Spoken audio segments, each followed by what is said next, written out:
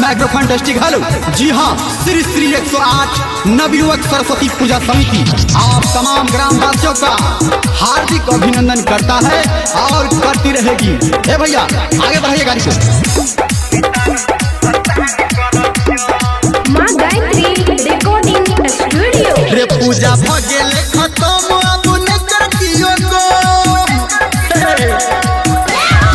रे पूजा भगेले खत्म अब न करतियो को। माँ के मूर्ति उठावे जो सब युवा दल। आ सरस्वती माता, रे सरस्वती माता दे तो तोरा बोल मिटा रह तू भसान कर चल। सरस्वती माता दे तो तोरा बोल मिटा रह तू भसान कर चल। चल डीजे दयानंद गुलदार सरस्वती स्थान डीजे सरस्वती सदैव।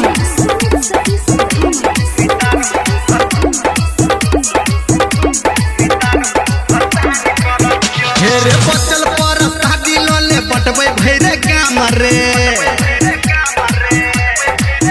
हे युवा पूजा समिति के चलत हो नाम रे। बचल पर शादी लोले बटबै भैरे काम रे। युवा पूजा समिति के चलत खूबे नाम रे। कियो बनते रंगदार ओकर फुटते कपार। माँ के भक्ति में ककरो न चलत रे छल।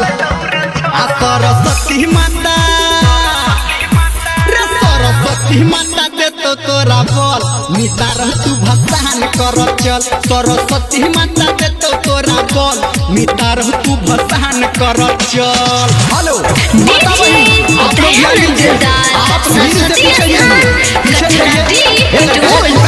डीजे सरस्वती सदैव।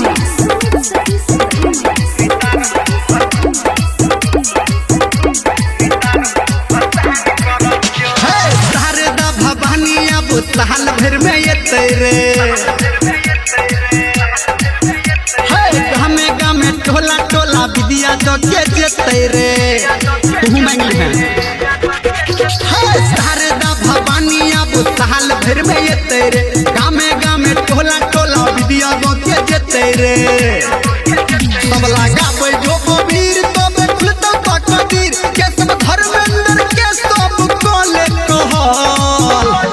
आ सरस्वती माता, आ सरस्वती माता दे तो तोरा बोल मिटा रह तू भसान कर चल। सरस्वती माता दे तो तोरा बोल मिटा रह तू भसान कर चल।